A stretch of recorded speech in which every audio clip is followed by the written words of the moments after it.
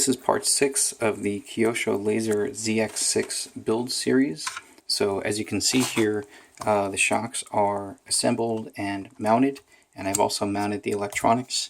You might also notice that compared to the previous videos, I have gone with the shorty LiPo arrangement. Previously I had this set up for a saddle LiPo arrangement. I'll get to more on that later. But first the shocks. These are the Kyosho Big Bore Velvet shocks. They're the same exact shocks that came with the ZX5 FS2 SP, and there was really no need for them to upgrade the shocks because the Kyosho shocks are amazing. I mean, if I'm going to give them credit for anything, it's definitely the shocks. They're very good. And I think, and I could be wrong on this, but I think the shocks, the pistons themselves are machined. Because when they come in a bag, not attached to a parts tree, and there's no sign of flashing along the circumference of the piston. And the same thing goes for the shock bushing and the shock guide here. So I think one or two of these is, they're both bushings basically. But those also look like they're machined. They might not be, but they look that way. The shocks themselves come with conventional red O-rings instead of X-rings. I don't really have a problem with red O-rings. Some people like to swap out the red O-rings for X-rings. At least with the Team Associated shocks, what I can say about the X-rings is that they have a slightly larger inner diameter, and that allows the shock to move more freely, which is fine, but it also means the shock will leak more. Anytime I've ever put X-rings into my Associated Big Bore shocks, they end up leaking quite a lot more than if I were to use just standard red O-rings. So if you're going to do that with any shock, whether it's Kyosho shock, Associated, whatever, bear that in mind. I don't recall putting X-rings in my ZX5 shocks. I may have, it's been about 2 years. But with the standard red O-rings, they're just fine. So you assemble this seal assembly here, and then you assemble the piston onto the shock shaft, and then you, slide the piston through the seal assembly and put on your shock end cap here. When you do this, make sure to use green slime or maybe even some shock oil if you don't have any green slime on the actual shock shaft thread so that you don't tear up the O-rings as you slip this through the seal assembly. That should be common sense to most of you guys, but in case you don't know, highly recommended.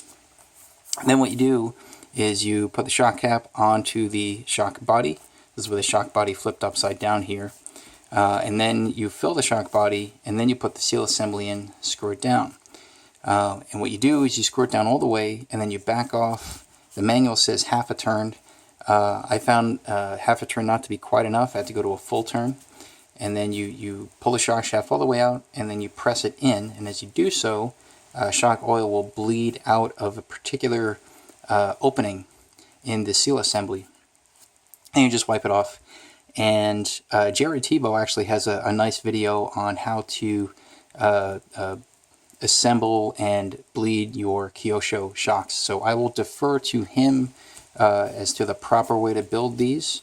But the basic summary that from what I got from his video is you want to keep pumping fluid out until when you press the shock shaft down with the seal assembly fully locked down, it does not rebound. If there's any amount of rebound, then keep pumping a little more oil out. Now that's probably for his particular preference. You can also, if you want to, you can induce some rebound by not bleeding out too much oil. So, that's a tuning parameter. But anyway, the shocks go together pretty nicely. This is a different way of bleeding shocks because the low-C and associated shocks bleed out of the shock cap. It's not clear to me that one is necessarily better than the other in terms of where the oil bleeds out of, but on the whole these shocks are very good.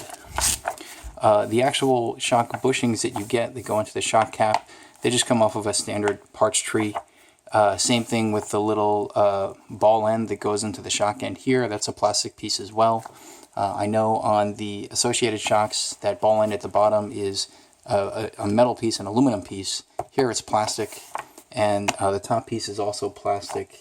And yeah, okay. Then use a plastic nut to lock it all on, and you're all good to go. So the shock's pretty straightforward. Then you mount the motor. The motor mount is aluminum, so you have this nice gunmetal alloy piece here that's your main body for the mount. And there's another aluminum piece that you attach to the motor, which is this guy right here, and it slots into the motor mount, and you just slide it in and out to adjust your gear mesh. You'll see here I don't have a pinion on it. I'll get to that in a minute. In any case, pretty straightforward. You know, there's nothing too crazy there. This is a better assembly actually than they had for the ZX5 FS2 SP. On the ZX5, the spur gear was further to the front, and the motor mounted the other way with the output shaft facing the front, and there was no sliding motor mount. It was more like just a fixed motor mount and with slots in it for you to adjust the gear mesh, very much like an original B44 motor mount. And because the motor mount screws were so close to the front, it was actually very hard to be able to adjust the gear mesh with that kind of assembly on the ZX5. So I like that they, another good reason for placing the spur gear further back is that it gives you a little bit more space to actually work with the gear mesh and to actually see the gear mesh from the side. And the fact that they changed the actual motor mount itself to a sliding mount makes it a lot easier to adjust your gear mesh. So that's a definite improvement over the ZX5.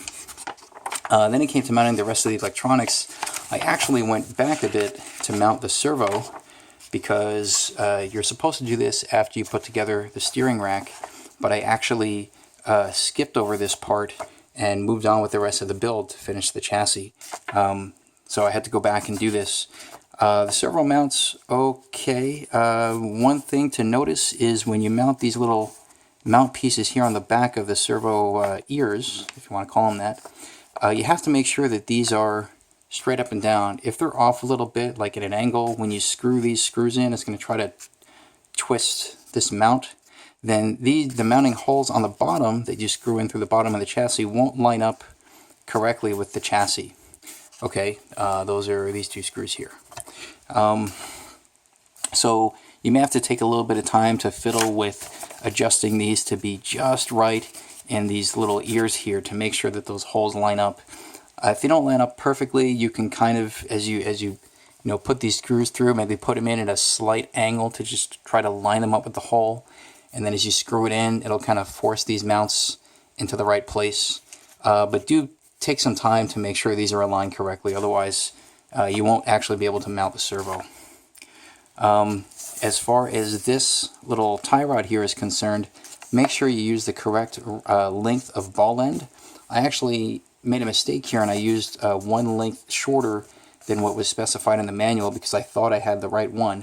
It ended up being much too short. And what that would mean is that the servo horn would be completely vertical, but then the steering rack would be off to the side, and so the car was like moving, steering to the left at 0 servo throw. So make sure that you use the right lengths here, and again, take some time to actually thread this properly so that when the servo horn is perfectly vertical, that your steering rack is perfectly straight.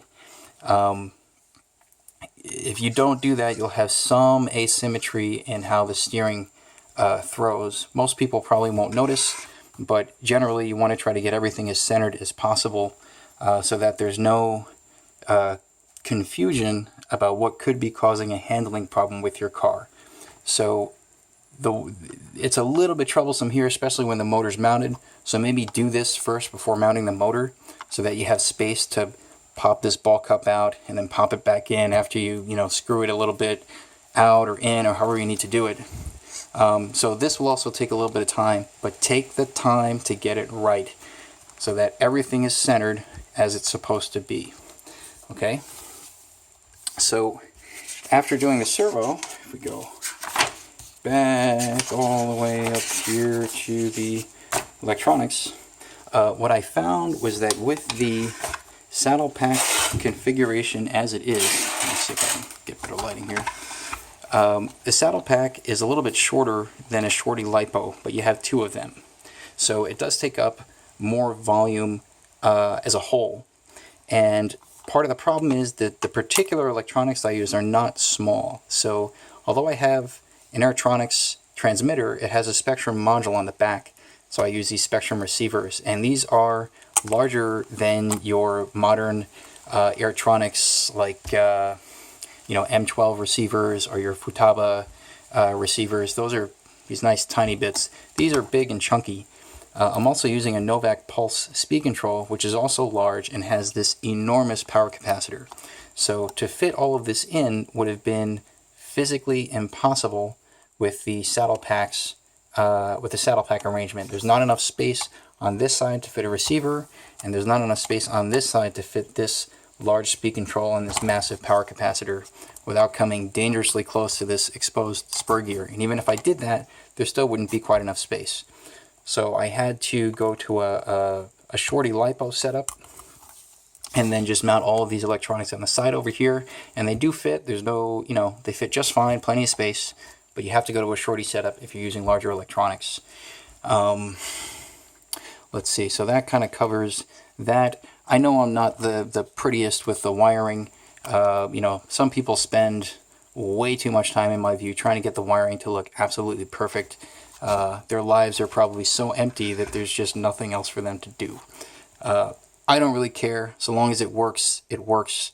The only thing I would advise you to do is to watch out for this cable here coming out of the servo. So this is a high-tech 5565 servo, and when you mount it, the cable comes out of the right-hand side here, and it goes right into the center drive shaft. So make sure you bend it and twist it a little bit so that it never actually touches the drive shaft, or at least it's reasonably spaced away from the center drive shaft, and you know, twist it, or you zip tie this cable in such a way so that, you know, it's never really going to move close to that drive shaft. So you don't want any wires touching moving parts, of course. I mount the transponder here on top of the servo, and I just route it over the front chassis brace and down this way to the receiver. Hopefully this will work. I'm most concerned about this bit here. If you're really paranoid, maybe, you know, jerry rig like a piece of Lexan or something to stand in between this cable and the center drive shaft, but how exactly you would mount that is not entirely clear to me. I did kind of just blip the throttle on this a little bit just to test it out. What I noticed is that all the grease that I had used on these joints here on the center drivetrain, well, not all of it, but some of it kind of spits out and gets on your battery and everything. So going back, try not to use too much grease on these center drivetrain joints, especially here where you have your speed control and your battery and everything exposed. It's not a functional problem, it's just, it makes a little bit of a mess if you use too much. So I know some people who run that completely dry, they don't even grease it at all, and they haven't had any issues with these drive cups or out drives wearing prematurely. So you don't necessarily have to grease those, just worth pointing out. What else did I want to mention here? Oh yes, going back to the shocks, Kyosho gives you gold shocks, front and rear, and that does not have any associated spring rate to it, like a 2.0 rate or 2.2 rate. The units for those rates are pounds per inch. If you buy a Losi spring or an associated spring, it actually tells you a spring rate. Kyosho springs, they give you a color, and then they give you a scale here from hard to soft. So I have no idea what gold is. Maybe it's like a 2.2 or 2.3 rate, maybe, I really don't know. So it's a soft to medium spring, front and rear. I've started, and by the way, also when you build the shocks, Kyosho does not give you shock oil with the kit, and they don't give you a suggestion on what shock oil to start with. Same thing with the ZX5, same problem. So I'm starting off with 35 weight at the front, 30 weight at the rear. That might be a little too stiff for these springs, but we'll see. I may end up going down by 5 weight, both front and rear, but again, I will just wait and see. Back to the motor here. Kyosho does give you a pinion gear with the kit, so you know, this pinion not being on here isn't because they don't give you one. They give you one. It's just the gear ratio that's associated with that. Let me see if I can find the gearing table. Hold on a second. There we go. They give you a 19 tooth pinion and a 78 tooth spur gear, and that gives you a 10.26 to 1 final drive ratio, which if you're running a 6.5 motor would be just about perfect. And I run a 6.5 motor in my B44, I run one in my 22.4, but for this buggy I want to try running a 13.5 motor. We're trying to get a 13.5 four-wheel drive class up and going at one of the tracks I race at, so I figured it would just be interesting to try something different from a powertrain perspective. But because a 13.5 is slower than a 6.5, that requires you to use different gearing. And my best estimate at what you need for 13.5 gearing is somewhere around 6.5 to 1. So you would need, with a 78 tooth spur, something like a 28 tooth pinion, which I actually don't have. I'd have to get it at the track. But even this wouldn't get you all the way down to 6.5 to 1. You need to actually use either a 76 or a 69 tooth spur gear, and a relatively large pinion, like somewhere in the 26 to 27 range, or maybe the 29 range. So I have to pick up some pinion gears when I next go racing and mount them up. Maybe even some spur gears and play around with gearing a little bit. So I'm guessing somewhere in that range, 6.5 to 1, 7 to 1 is what you need for a 13.5 motor.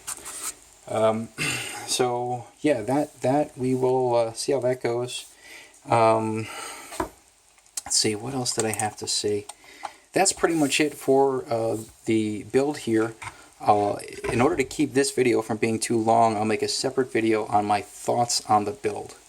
But right now, this is it. It's fully assembled. I have to, of course, center the steering, set up the camber, front and rear on a setup board, set up the ride height, and all of that stuff. I'll get to that eventually. So I'm going to end the video here, and I'll make another video on my thoughts on the build. So thanks for watching.